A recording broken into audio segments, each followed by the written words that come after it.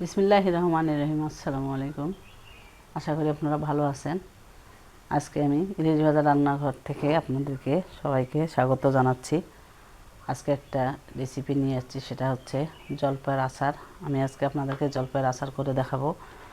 দেখেন, আমি এখানে 1 কেজি জলপাই নিয়েছি। এই জলপাইগুলো আমি ভালো করে আগে থেকে ধুয়ে নিয়েছি। এখন এই জলপাইগুলো একটা কাজ করতে হবে, এটা এইখান থেকে এই পর্যন্ত আটি বরাবর দাবে দেবে কিছুটা করে, এইভাবে ফাড়ি করে সবগুলো নিতে হবে। এইভাবে আমি সবগুলো নিব। দেখেন, সবগুলো আমার ফাড়ি করা হয়ে গেছে। এখন আমি চুলাটা অন করে দেব।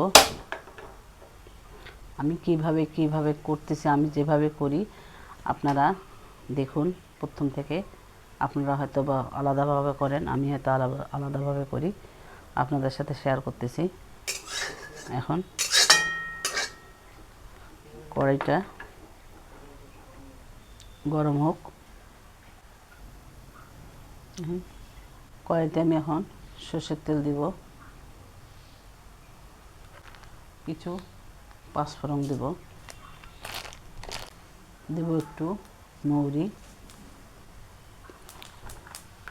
কিছু গরম মশলার তেজপাতা দিয়ে দিচ্ছি, সাথে দিচ্ছি রসুন আর কাঁচামরিচ একটু।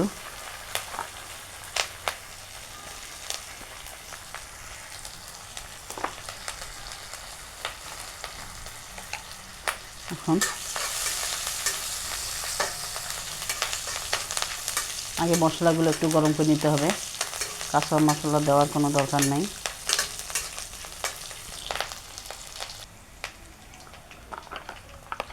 এখন এখানে অ্যাড করতেছি আদা বাটা,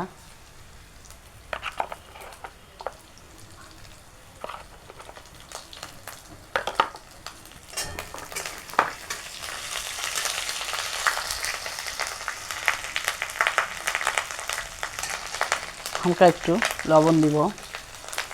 জলপাইটা দ্বিতীয়টা ভিটামিন সি যুক্ত খাবার, এটা আগে থেকে একটু ভাপে নেওয়ার কোনো দরকার নেই, টকটারই দরকার। আমি আগে ক্যারামেলটা তৈরি করে নিব। এখন দেখুন, এখানে আমি একটু পানি দিব।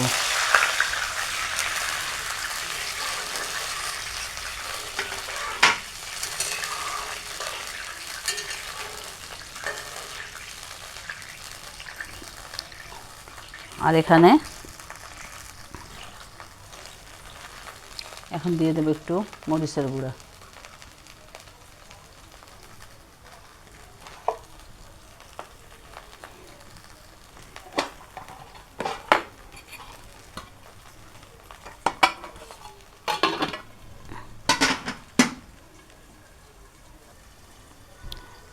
এখন আমি এখানে চিনি দিয়ে দিব। চিনিটা আপনারা বেশি মিষ্টি খেতে চাইলে বেশি দিবেন, কম খেলে কম দিবেন।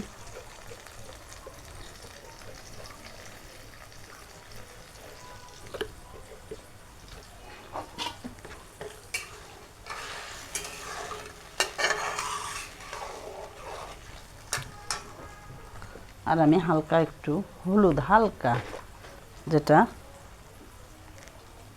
দিলেও দিতে পারেন, না দিলেও নাই, শুধু হালকা একটু।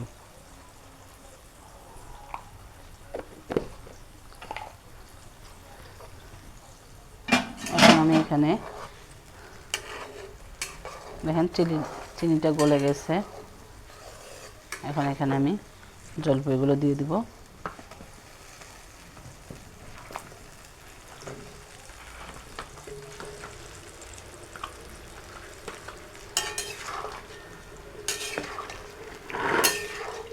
এখন এগুলোকে আমি 5 মিনিট জাল করে নেব।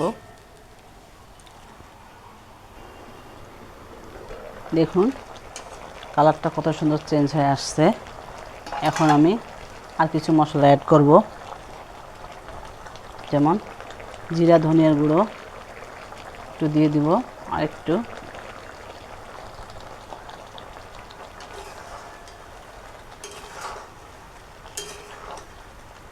তারপর একটু গরম মশলা গুঁড়ো দিব,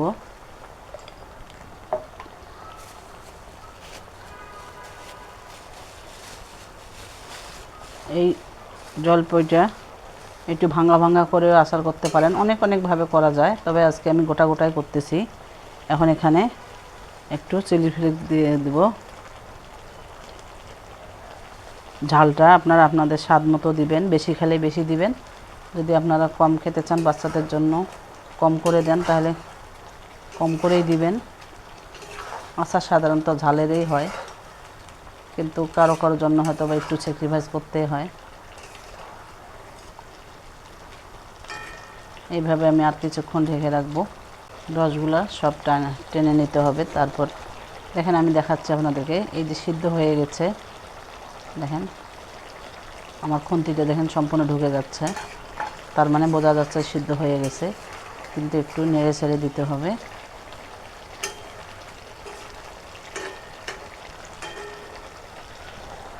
আমি আর একটু ঢাকনাটা দিব।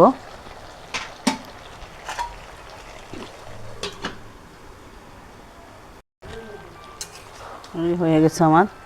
এখন এই আচারটা একটু বেশি দিন সংরক্ষণ করতে চাইলে একটু সাদা সিরকাটা দিয়ে দিবেন।